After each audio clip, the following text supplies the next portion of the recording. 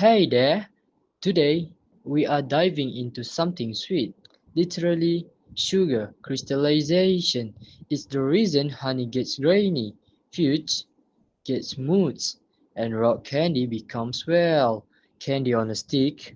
Now, that might sound like simple kitchen chemistry, but behind the scenes, it's actually a pretty fascinating scientific process, and honestly, it plays out a lot like a party. Stick around, I explain. Let's start with the actual science.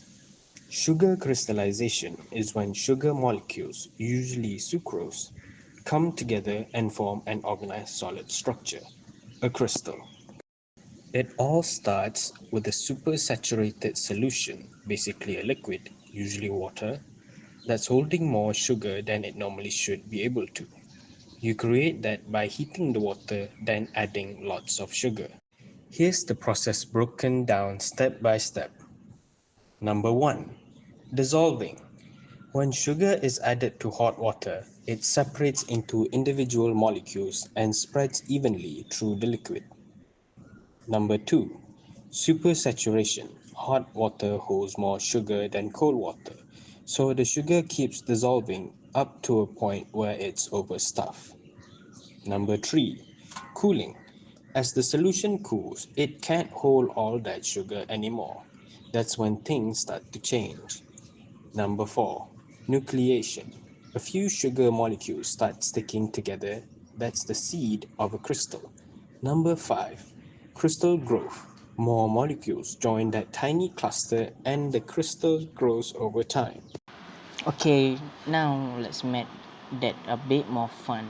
Imagine sugar molecules are like kids at a birthday party. When the water is hot, the sugar molecules are bouncing around, full of energy. The room is packed and it's total chaos. Everyone dancing, yelling, jumping on furniture. That's your supersaturated solution, way more sugar in the water than normal, and no one's calming down. But then, as the solution cools, the party slows down. The sugar molecules start to get tired. They look around and think, you know what? Let's sit down. So a couple of them link hands and form a little quiet circle. That's nucleation, the beginning of crystal formation. And as more sugar molecule gets tired, they join that group, forming sugar crystal. In other words, crystallization in the end of party moment when the sugar kids finally sit down and form peaceful little fun circles. Let's bring this to life with a few real-world examples. Honey is naturally full of sugars, especially glucose. Over time, especially in cooler conditions, the glucose starts to crystallize. That's why honey can turn grainy or cloudy. Don't toss it. Crystallized honey is perfectly fine. Just heat it gently to melt the crystals if you prefer it smooth. Fudge. Fudge is a great example of controlled crystallization. You actually want sugar crystals in fudge, but you want them to be tiny. That's what makes fudge smooth and creamy instead of crumbly.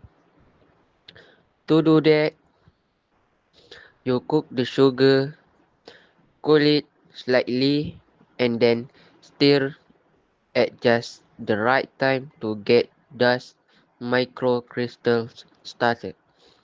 Stir too early or too much, and you get big, crunchy crystals. Stir too late, it stays syrupy. Fondant or icing. Fondant is basically sugar that's crystallized into ultra fine particles. The crystals are so small and uniform. They give fondant that smooth, bendy texture, perfect for cake decorating. Rock candy. This is where we want big, dramatic crystals.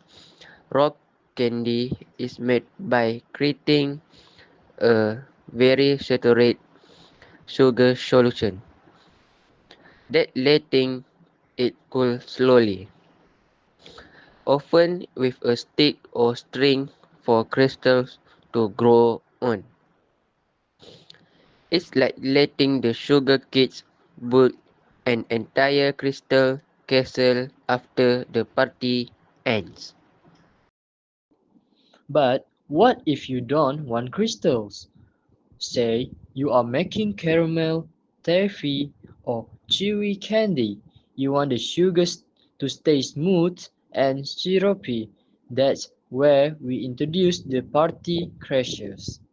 My point number one is lemon juice or vinegar adds acid that breaks down sucrose into glucose and fructose, smaller molecules that mess up crystal formation.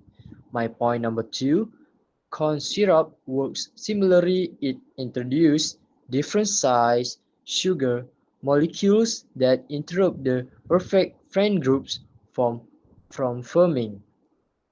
These crashes keep the party from getting too cozy, no need crystal allowed.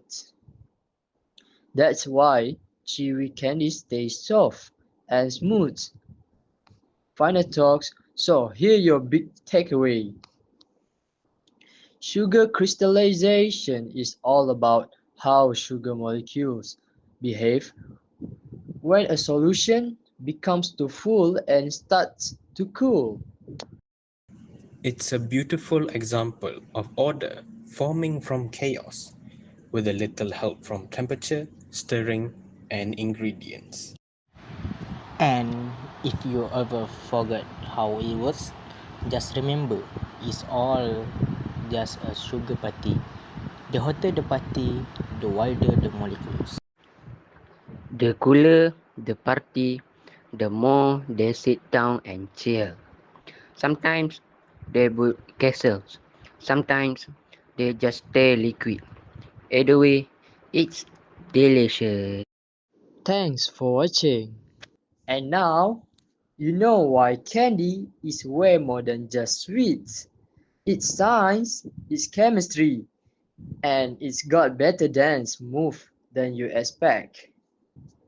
That's all from me and my groups. Thank you for watching. Bye.